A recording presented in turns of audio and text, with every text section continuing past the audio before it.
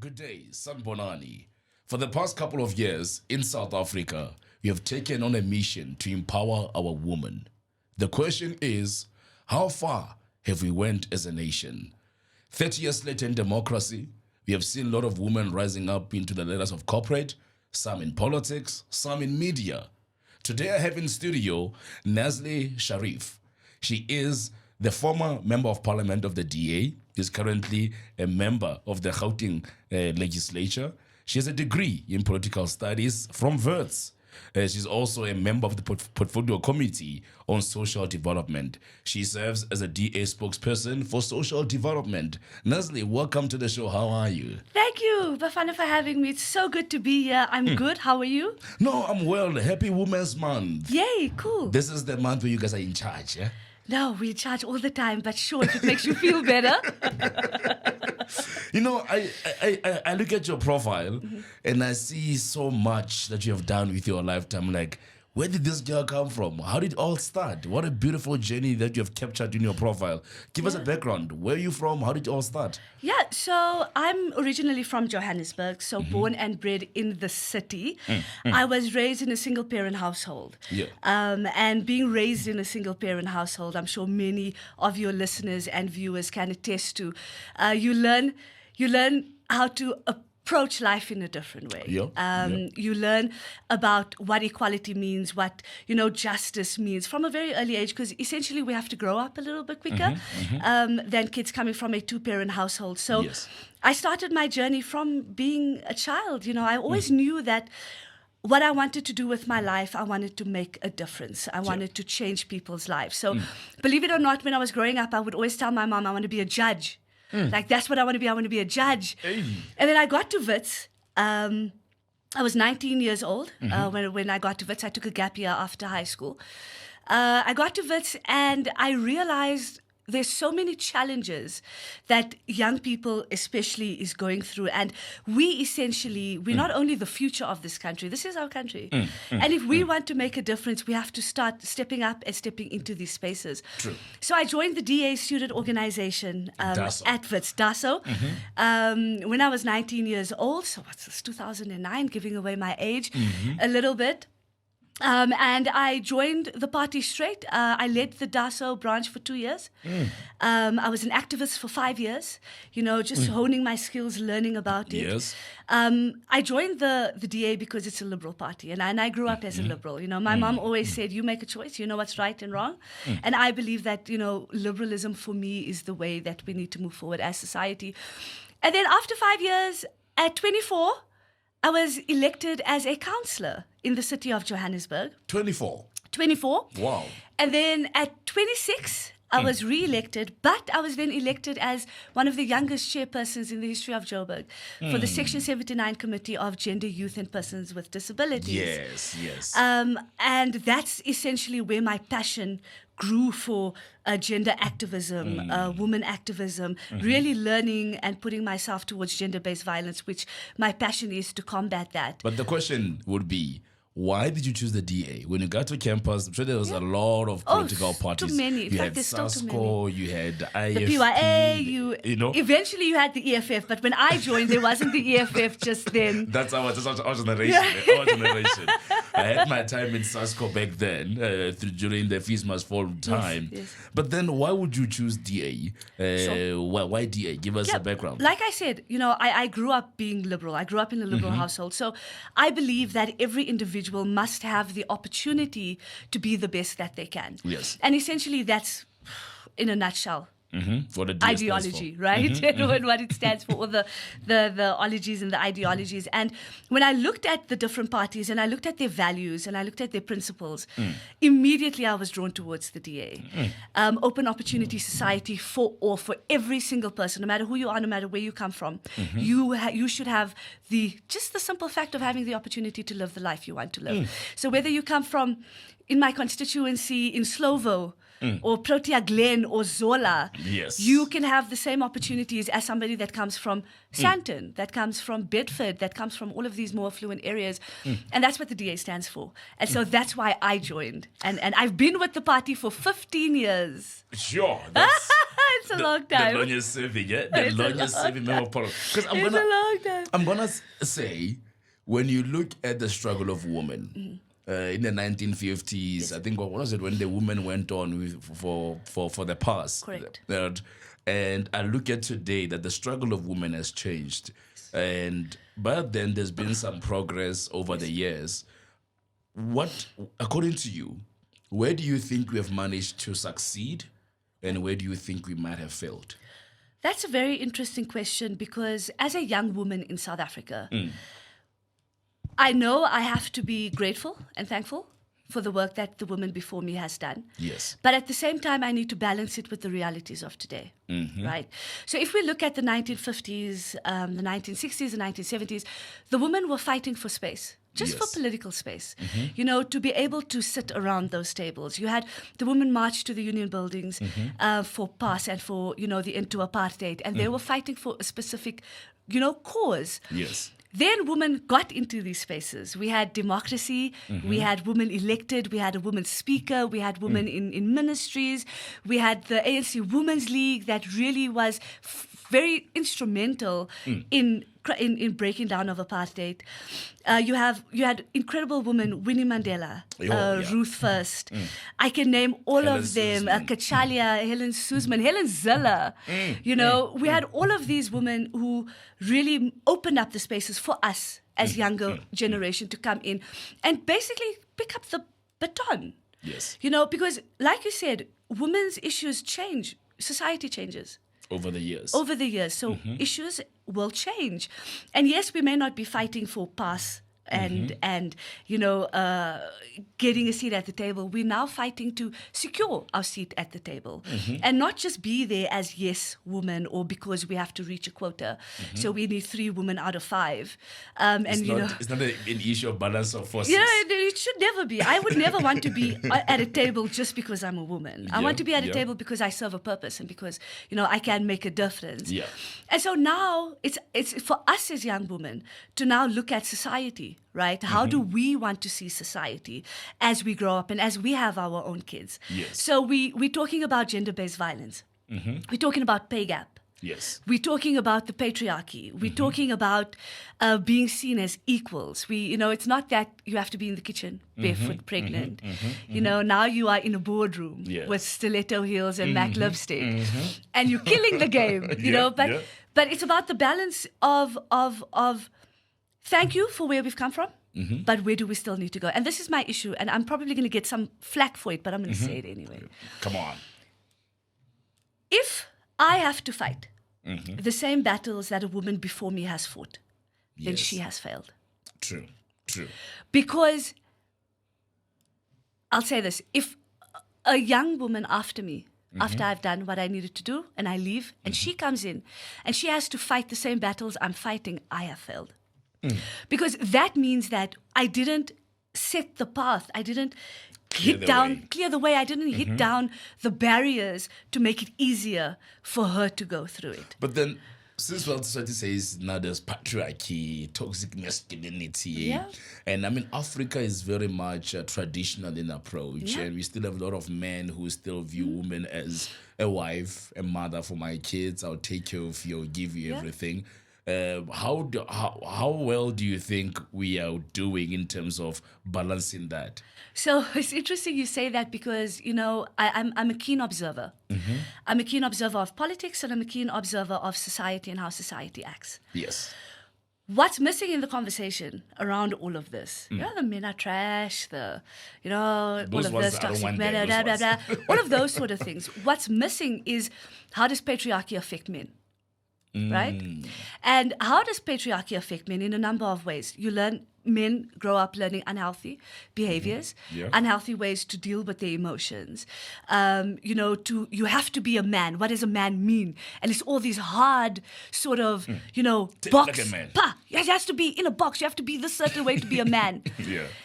And that's patriarchy. That's patriarchy through and through. If we remove patriarchy, to being equal is not seen as a man or a woman thing. It's seen as a human thing, right? And so I know, I can see how you're looking at me. So let me finish my point, right? Okay. Even as a feminist, and there are many feminists out there, and again, feminism gets a bad rap because people think feminism is this. But as a feminist, and we were having this conversation earlier, I want to be a wife.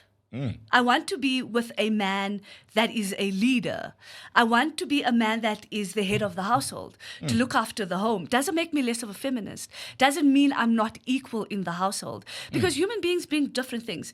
If I'm in a relationship, I'm not bringing 50%. Bafana, you bring 50%. We'll be very unhappy. You must bring 100%. I must bring 100%.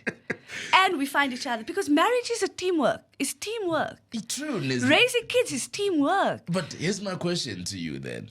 If with this equality approach, and I think that's what I asked you earlier to say, then how do you balance it? Because when a man tends to take the lead, he's called patriarchal and control freak. Yes. When he's trying to be a man in his nature, meaning leading and guiding, some women will say, a man won't tell me what to do, not my father. Right? Not even my father says that. Not even my father talks to me like that, So the question then becomes, how then, as much as we're empowering women, how do we then turn this empowerment into a natural, into a healthy environment for both the gender roles? Yeah. I mean, I won't lie to you. I believe in every right for women to be empowered. But I would love to come home to a home cooked meal by a woman. Cool. I would love to see my home cleaned by a woman. Wow. Right? It's just the way it is. I mean, if a man can clean a house, they can do it. Trust me, they can. Yeah. But it won't be as clean as a woman. Right? But we do our part. Bafana, we are in 2024. Sure. Right? Women are doing incredible things. Sure. Women are breaking glass barriers. True. And so, how do we find the balance? Everybody's an individual. You're an individual man, you're an individual woman. You find your person, and with love, kindness, and treating each other this as equals and being a team, that's where you find balance. I mean, we have to both, all of us have to unlearn and relearn. All of us, because parents are not perfect. Yes. And we all have generational trauma. We all have family trauma that we come from. Yes. It's about unlearning, relearning, and then implementing. And just finding what we want to be like as parents, what we want to be, what we want our society to look like. Yes. And it can all exist at the same time. Why must we choose Bafana? No. I mean, I think, I look at people and I look at maybe what the world today has defined a woman as and what a man is, and there's different roles. I mean, I don't even see them as roles. It's just our nature. What we are made like that, right? Sure. And I tend to find it people debating on a man must do this, a woman must do that. A good man must wash dishes, a good woman. And I tend to find the debate usually to be more divisive rather than actually building a consensus. But I'm gonna finding each other. Bafana, I think society is at a place where we just have so much anger and so much, we just want to fight with each other all the time. You have the left, you have the right, you have fighting. At the end of the day, if we want our society to progress, we have to meet each other somewhere. Meet me halfway. Somewhere. Or else we're going to have a country that doesn't look very good. And you said earlier you were raised by a single parent. Yes, I was. And this has been a problem for many years in South Africa, both in the black and white community. Everywhere. And I think everywhere, basically. Looking at the current generation, how do we fix this? And how do we groom women and even boys to become husbands in the future, to become responsible fathers? I mean, it's so sad when you have kids growing up without fathers or growing up without mothers, or they're grabbing with a gogo, and every weekend they must choose to go to daddy's house or to mommy's house. And that also ultimately, it damages the kid, or it kind of disturbs their development and growing up. How do we fix it? Bafana, that's a very difficult question. And I say this because I don't have any kids. I'm not married, and I grew up in a single parent household. So my experience is very different to people who maybe grew up in a two-parent household that was filled with love. right? Sometimes people grow up in different circumstances. So, I mean, yes, it was a single parent household, but my mom gave us love. And it makes me emotional because she passed away a couple of years ago. But she raised us the best way she possibly can. And I imagine there are single dads who maybe their wife passed away or their wife is that's really raising incredible children. So at the end of the day... I'm one of them, by the way. You see? So at the end of the day, I don't think that a two-parent household has to be what we have to all strive for.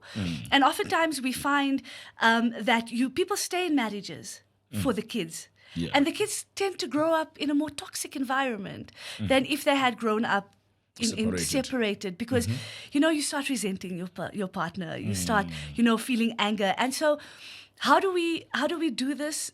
It's so difficult for me because at the end of the day, whether you are being raised by a single mom, a single dad, two moms, two dads, if you are being raised by the village, the community, it's just about how we're raising our kids. And how we raise our kids is going to be important. So we need to speak about love. We need to speak about kindness. We need to speak about respect, integrity, and teaching these things to our kids. And they will then grow up as normal a human being as possible. Because I think the question most people always say, can we really blame apartheid for this? Can we really blame where we come from as a result of where we are today? That we are broken people raising broken children who might likely grow and raise other broken children. Bafana, that's interesting because when I look at GBV, for example, and I interrogate violence, where does violence come from? Why is South Africa such a violent country? And I say violent because not only am I speaking GBV, but our crime stats are through the roof. Murder, assault, attack with a weapon, all of those sort of things. And you look at the stats that SAPS publishes every quarter, and you get shocked every single time you see it. So, more philosophically thinking, where does this violence come from? And, one of the places that I can point to is apartheid. Yes. And, growing up in a violent country where people of color were treated with so much violence, it's almost in our DNA. It's almost, to respond and to always be on our guard. And one of the pros is that we're a very progressive country. Yeah. We take to the streets. We tell government if we want, what we like, what we don't like. The beauty of democracy. But not just, you don't see this in other democracies. This is very South African. We're very progressive. So there's a con and there's a pro. So yes, I would say that apartheid has a role to play in it. I would say that, growing up in a country where a lot of us were never accepted for a very long time plays a role into it. Imposter syndrome is something that we all struggle with, and it's all linked to mental health, right? Because our grandparents went through so much violence. They never got help for it. Ingrained within our parents, ingrained within us. So how do we fix it? How do we fix it? We need to all be like, we come from a very dangerous path and deal with it and really go through it and go through those emotions and how we feel. But also to look for a better day and know that, we are the generation that can make a difference. We are the generation that can start taking care of our mental health, start speaking about it, start speaking about abuse, men going through abuse, start speaking about those things and, getting the help that we need so that we can raise better children. Because I think both of us, we are 90s, right? Yes. We never really heard about this new term, mental health, right? Very new. It's either Jevas Mal, or this was just Conquest when Cuckoo, yes, right? Or he's just they haven't been okay. They're just not fine. This child is funny. He's a funny child, and I tend to see that with the rise of suicide rates amongst the youth, young people, and also with how lately the intake of drugs has went way above. Either it being alcohol as well, marijuana, and even women. We never saw that. We never thought one day we'll see a woman holding a cigarette or holding a joint. But it seems like all of us, we are going through the most, all of us, right? Do we deploy therapists in community clinics? That would be great. Do we deploy it in high schools? Amazing. Or do we just raise stronger children? All of it, right? All of it. So let me just take back what you said. Women can roll really great joints, just by the way. Just so you know. Okay. But I do think that if I had a magic wand, Sure. right, I'd go, poof, everybody would get a therapist. To deal and go through your life and why you behave and react to certain things the way you do. Offload processing, right? So yes, for psychosocial services at clinics. Yes, for psychosocial services at schools, high schools, primary schools. Yes, for them to have them at community centers. Yes, at hospitals. And yes, to be affordable and accessible. I can tell you there are many people that would love to go for counseling, that would love to go for therapy. They just don't have the means to do it. Either they don't have the financial means or they just don't know where to go. True. So we have call centers. You know, you have your suicide help, you have your depression, you have your all of these call centers that you can call Is it the in one called SADC? and help. There's quite a few. There's wow. also one for gender-based violence and femicide where you can call in and get some trauma counseling. You go to victim empowerment rooms at police stations, you can get trauma counseling there. But it's not enough. True. And I tell you this, and the viewers must understand this. If you get raped after 4 p.m. Yes. and you go to a police station, there won't be a social worker to assist you Oh, yeah. in Gauteng. There won't be a counselor to assist you. Because, yes, we have it, but it's not implemented. It's a formality. And I hate it. I hate it. And I spoke in the House last week on the budget speech, and I said to the MEC, GBV doesn't happen between 8 and 4. So having one social worker at a police station is unacceptable. And these NPOs are not getting paid. They're not getting their money. Sadly, yeah. They are not getting their increases like inflation would. So, you know, salaries must increase. The cost of living is Must increasing, increase, but yes. it's not shown by the money given to NPO. So what happens? You go to a police station, nobody's there. You go to a NPO that gives free counseling. They can't give free counseling anymore because they're not getting funded. Ish. So all of it, and I want to go back to my first point, all of it links to politics. Yeah. And that's why I joined politics. Because that's where we make a change in people's lives. Yes. That's the vehicle that I chose to make a difference in people's lives. And Bafana, I heard today that I was assisting, I don't know if you guys heard about it, it was a gogo in Palm Ridge, and she was raped by a young boy in her shack the whole night.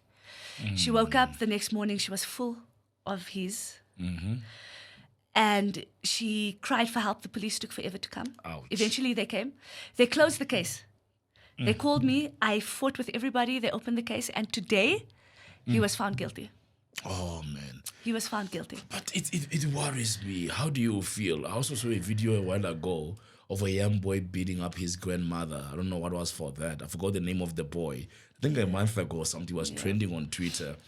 I mean, have we lost that fear of elders? Have we, not even fear, the respect of elders in this country that will do such a hideous thing to an old woman? That's terrible. absurd. It's terrible, hey. But sorry, Bafana, my point is that why do I, as a public rep, have to go to a police station to make them do something about GBV? Why did I have to go and fight with them to reopen the case when they found him guilty today? You know, I'm going to come to this part of GBV. For most men, we support it. There must be very clear we support it. But what I have seen as well on Twitter and whatever, when most men are accused of these things, meanwhile, as women are tending to use it now to silence men. Your thoughts? My thoughts is, if you're lying about being raped, if you're lying about being abused, and you're lying consciously, you must go to jail. True. Equality is equality. Yes. The law is the law. Yes. What you are doing is emotional abuse to that man. You're putting him. Men have committed suicide for being wrongly accused. So if a woman is found guilty to have wrongly accused somebody, she must go to jail. And this might not be a statement that many people are going to agree with me. But if you're going to lie about it, it makes it so much more difficult to fight it for women who are actually going through it. That has always been my point, and I've always said it is sad that a scourge such as this in our country, where women, live in this fear, it's either been raped or it's either been abused and be beaten by a man 24/7. Yeah. And then he finds someone. I think there's a story in Pretoria where there's something called Mavoso. I don't know if you've heard about that thing. When the girl wakes up in the morning, wants money from you. If you don't give her the money in the morning, she's calling the police for rape. And I was like, can this really stand? But most guys, they always say, you know what? What's the use? The police believe them. So as a man already, you are a perpetrator before proven otherwise. Yeah, no, go to jail. Don't collect 200. Go straight to jail. And I say this because I always believe the victim. Yes. And I'm going to say it unapologetically. Validate the victim, yes. I always believe the victim. If somebody comes and tells me they felt, I will believe them. But if it proves that they were lying, then they must go to jail. But Bafana, I must say the amount of women who lie about it in comparison to it actually happening is very small. True.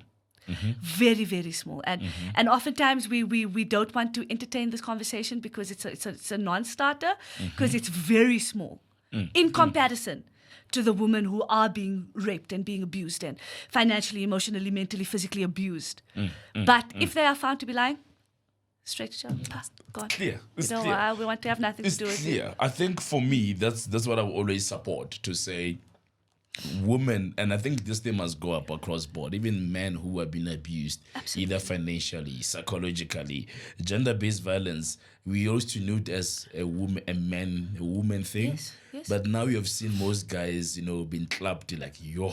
Yeah, it's so real. I wonder if this thing only ends here or it's going to be a Bafana, routine. it's so real. The amount of stories, the amount of experiences you hear about men being stabbed, men being cut with razors, men being abused. It's shocking. And members of the LGBT, corrective rape is a massive issue. LGBT, what do you call it? Collective? LGBT plus corrective rape. So yes. Let's say, for example, you have a lesbian and she's raped by a man because they believe that if she's raped, she will become straight. So it's sort of correcting it. That's BS, and that needs to stop. And whoever participates in that, straight to jail also. Something like that exists. They believe that if they rape a lesbian girl, she will be straight. Yes. It's called corrective rape. And for men too, I imagine. I imagine as well. I'm going to take on to this one. Is it anger or is it what? So I think about this all the time. What is the root causes of gender-based violence? And there's many causes. Yes. Our violent past, growing up in an unequal society, the patriarchy, simply not having, and I keep saying this, respect for other human beings and their rights and their values. It's this idea and this concept of power. I will exert my power onto you because you're weaker than me, and I will exert it in a violent manner. For me, that's where it all comes down to. And how do we fix it, right? Because we can speak about the philosophical. The thing is, I see it more violence. happening.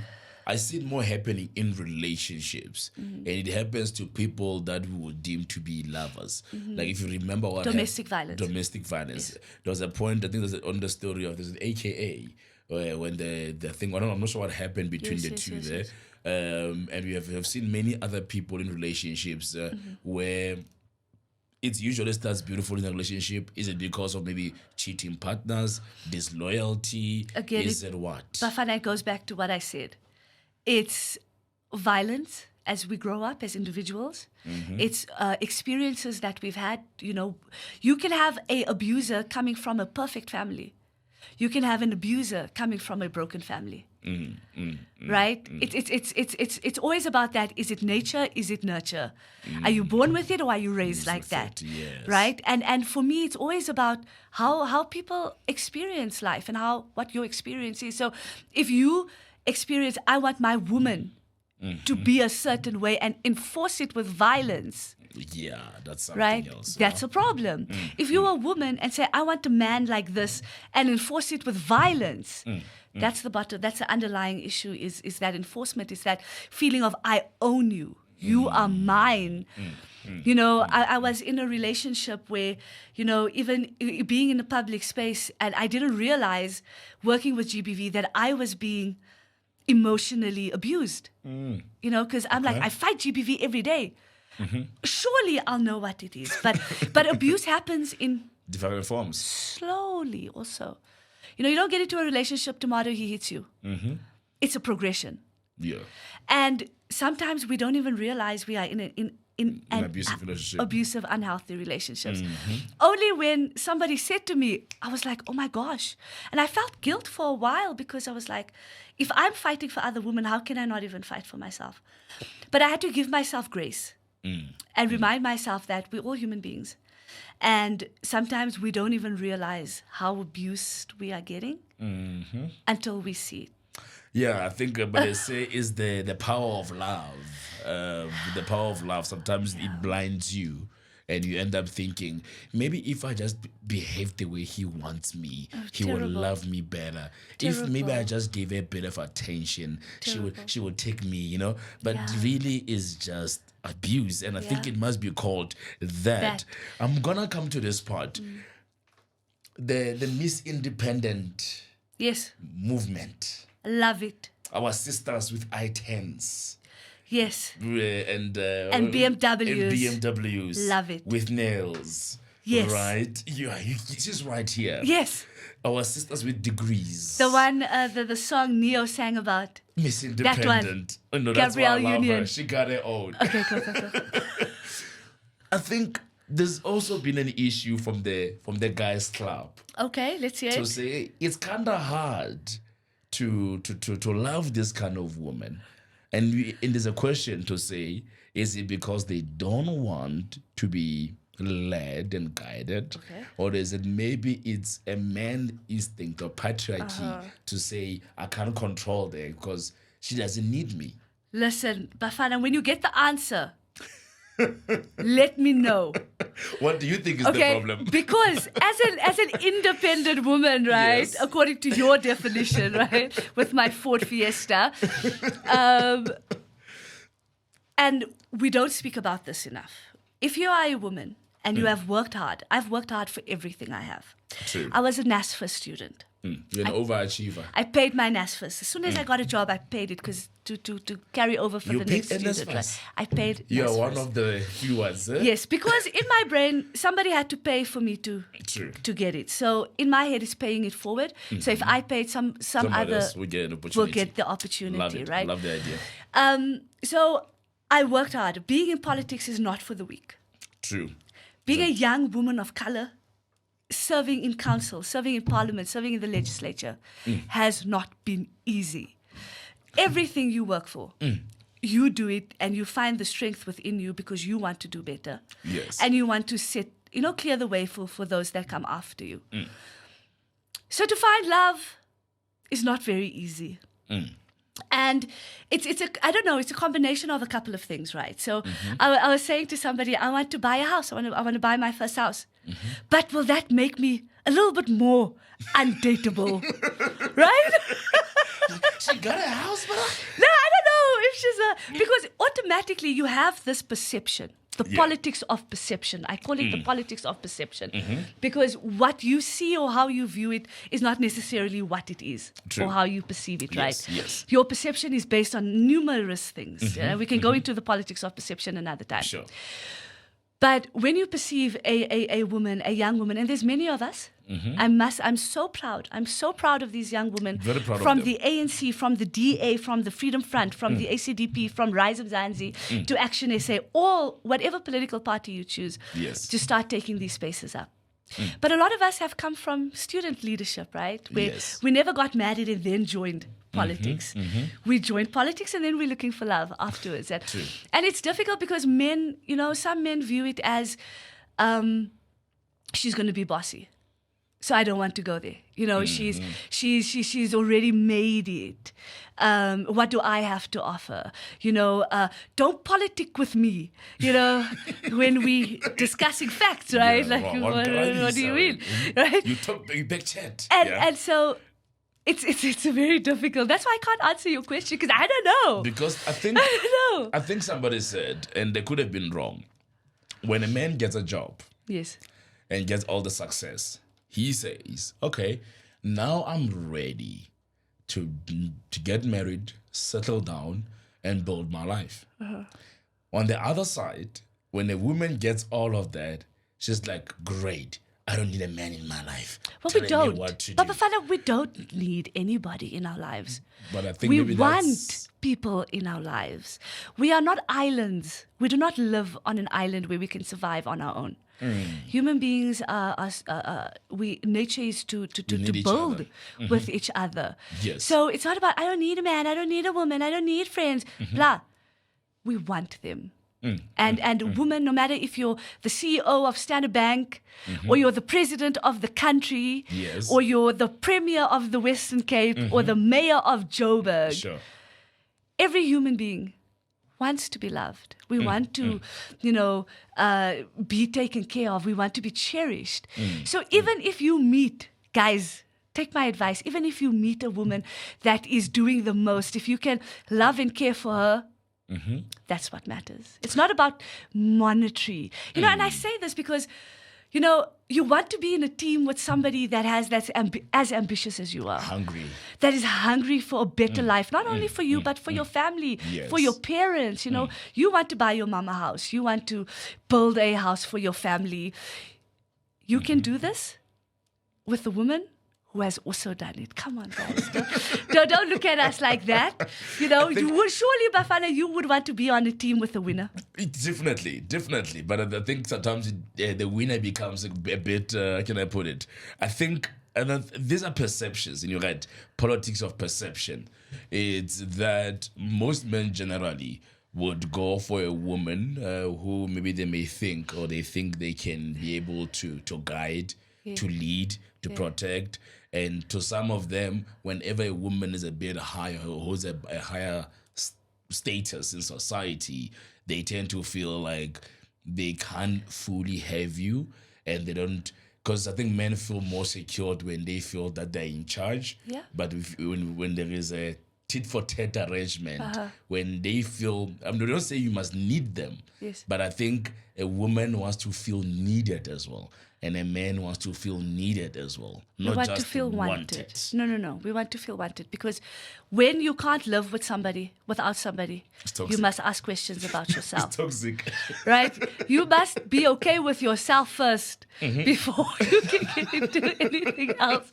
So I'm still saying wanted, and not necessarily needed.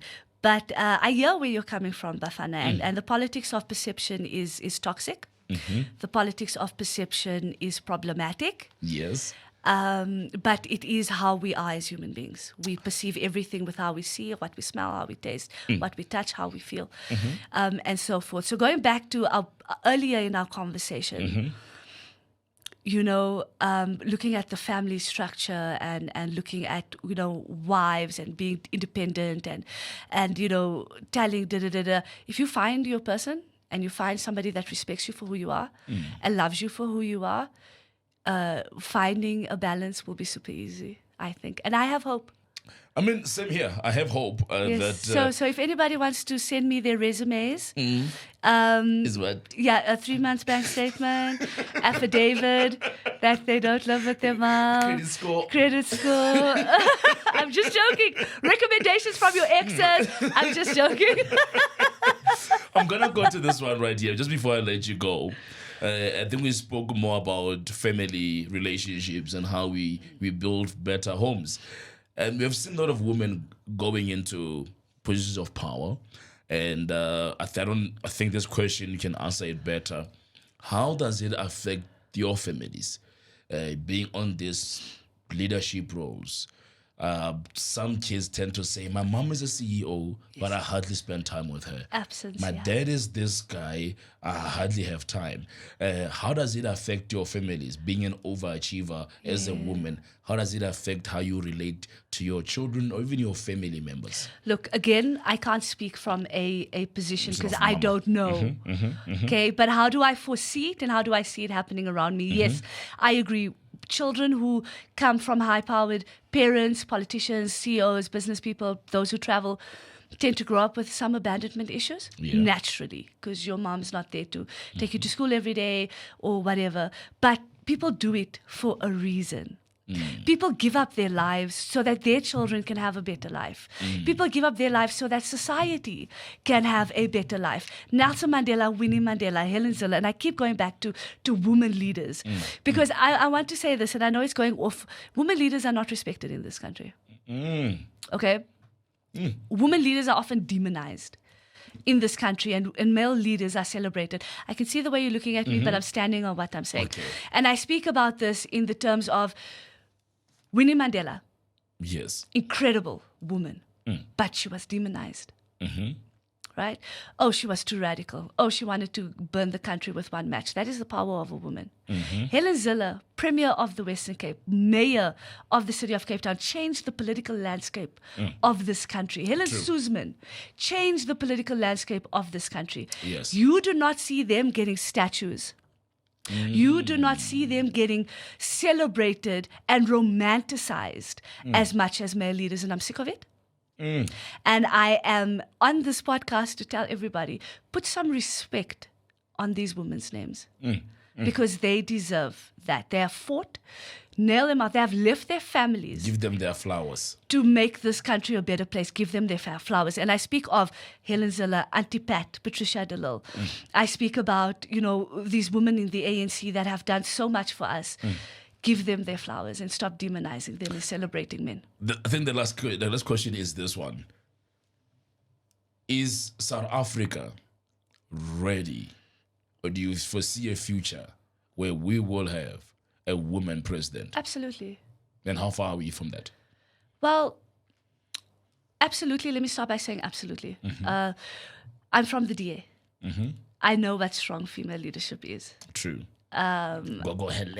Hi, sure, she is incredible. Sure. And yes, people may not agree with what she says all the time. I don't. Yeah. And me and Helen, we speak about it, and she's always open for debate. So if I disagree with her, I can go and say, Helen, listen, I don't agree with this, and we can speak about it. I have seen women take up leadership positions, be premiers, being mayors, doing incredible things. So yes, it is possible. How long? I wish sooner than later. Only because, not because she's a woman, but because she's capable of doing the work. Not because she was born with your genes as a woman, but because she has put in the work. Yes. And she knows what she needs to do to make a difference in this country. So how soon? I wish I could say in the next 5 years. That would be great. But it's something that's definitely possible, 100%. My sister, I'm going to let you go. Thank you for coming through. Thank you. But before you go, there's a camera behind me right here. Yes. What is your message to fellow women in South Africa as we celebrate Women's Month? There you go. Cool. So to all the women and the girls out there, I want you to know that you have the potential. You have the capability within you to make a difference, not only in your life, but in the lives of many other people and the country as a whole. If we can do it, you can do even better. Even better. I come from many experiences and the same background as many of you have. Work hard. Believe in yourself and don't listen to that little imposter syndrome at the back of your head that says you can't do it, because I believe in you and you can.